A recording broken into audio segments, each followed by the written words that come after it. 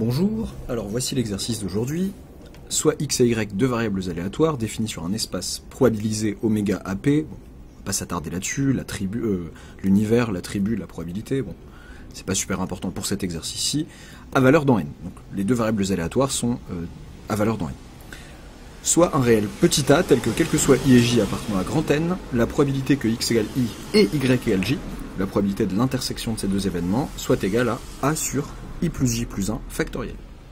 On nous demande en première question de déterminer petit a et en deuxième question de savoir si x et y sont indépendantes. Vous pouvez vous donner, qu'est-ce que j'ai mis comme temps, vous pouvez vous donner 25 minutes avant de regarder la correction.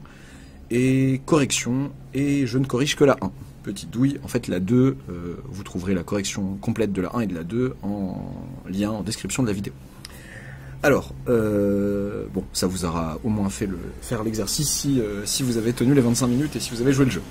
Déterminer petit a. Bon, qu'est-ce qu'on va faire? Bon, a priori, quand on a ce genre d'exercice, on a envie de sommer sur tous les i et les j, en l'occurrence, et de voir que, et d'utiliser le fait que la somme doit faire 1. Donc, a priori, nous savons que la somme double somme pour i allant de 0 à plus infini de la somme pour j allant de 0 à plus infini des probabilités que x égale i et y égale j, inter y égale j, et bien cette somme est censée faire 1. Donc,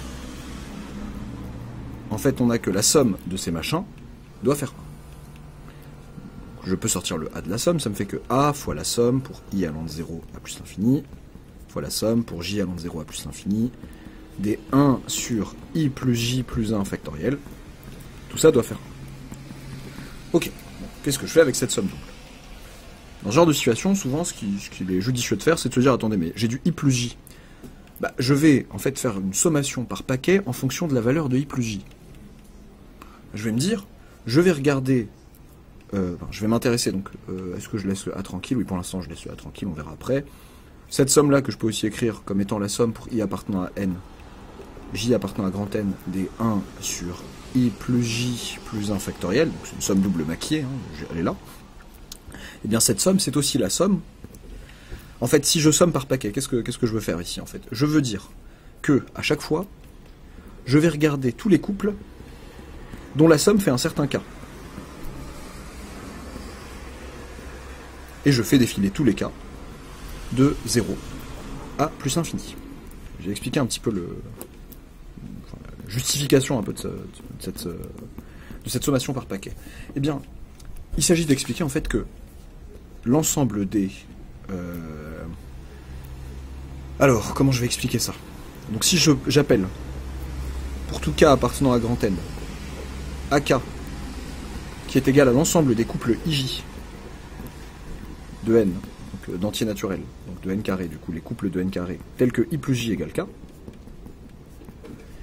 eh bien, les AK forment une partition de l'univers. Partition, alors de l'univers, non, je veux dire de grand N ici. De grand N carré, pardon. Chaque couple de grand N carré, chaque couple d'éléments qui sont dans grand N, peut être rangé dans un et un seul AK. Je prends deux entiers naturels, leur somme fera un certain cas, ça ne peut pas être deux cas différents, et il y a forcément un cas pour lequel ça marche. Donc en fait, j'ai bien partitionné tous les couples d'entiers naturels possibles en les couples dont la somme fait 0, les couples dont la somme fait 1, 2, etc. jusqu'à l'infini. Voilà ma sommation par paquet. En l'occurrence, ce qui me permet de le faire, c'est que bon, c'est une somme une série, enfin une somme double à terme positif dont je sais la convergence. Donc je sais la convergence a priori parce que je sais que ça fait. Je pourrais m'étaler aussi sur la convergence, mais c'est pas le cœur du sujet ici. Alors, du coup, à quoi ça sert? Ce qui est intéressant ici, c'est que du coup, cette somme des i appartenant à grand N, j appartenant à grand N, somme pour les i appartenant à grand N, j appartenant à grand N des 1 sur i plus j plus 1 factoriel, eh bien nous fait la somme pour k allant de 0 à plus l'infini, de la somme pour des ij appartenant à AK, si je veux faire le malin un peu, mais je suis pas obligé, en réalité je peux dire i appartenant à grand N, j appartenant à grand N, i plus j égale k, des 1 sur k plus 1 factoriel. Ok, ce qui est super intéressant de cette somme, c'est que ce terme-là est constant. Parce que là, ici, en regardant cette somme, le k est fixé. C'est dans cette somme que le K bouge. Dans cette somme-ci, le K est fixé. Ce terme est donc une constante vis-à-vis de cette sommation. Donc il me suffit de savoir combien il y a de termes dans la somme, de multiplier par le nombre de termes de la somme et d'avoir la valeur de cette somme. Combien y a-t-il de termes dans AK? Quel est le cardinal de AK? Cardinal de AK, eh bien, est évidemment K plus 1. Parce que AK, qu'est-ce que c'est? AK, c'est... Donc, quels sont tous les couples d'entiers dont la somme fait K? D'entiers naturels. Donc, il y a 0K, 1K moins 1, etc., etc. Jusqu'à K0, en fait. Donc, l'ordre compte, bien entendu, dans un couple. Donc, en fait, le premier, le deuxième, le K plus unième. Il y a K plus un terme dans AK. Donc, en fait, cette somme-là, 1 sur I plus J plus 1 factoriel n'est autre que la somme pour K allant de 0 à plus l'infini. Donc on a dit qu'il y avait K plus 1 terme, si je dis pas de bêtises, ici. Ces K plus 1 termes valent tous 1 sur K plus 1 factoriel. K plus 1 sur K plus 1 factoriel. Et bien K plus 1 sur K plus 1 factoriel, ça nous fait somme pour K allant de 0 à plus l'infini, du coup, enfin ça là, ça fait 1 sur K factoriel, du coup. Et ça, on est censé reconnaître, bon, a priori, si je veux faire du zèle, 1 puissance K sur K factoriel, et ça nous fait E. Puissance 1, ça nous fait E. Voilà. Donc cette somme-là est censée faire E.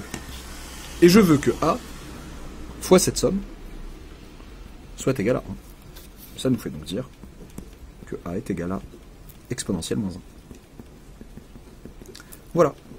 Donc pour la deuxième question, l'indépendance de X et de Y, vous pouvez regarder, comme je vous ai dit, l'énoncé et la correction en lien en description de la vidéo.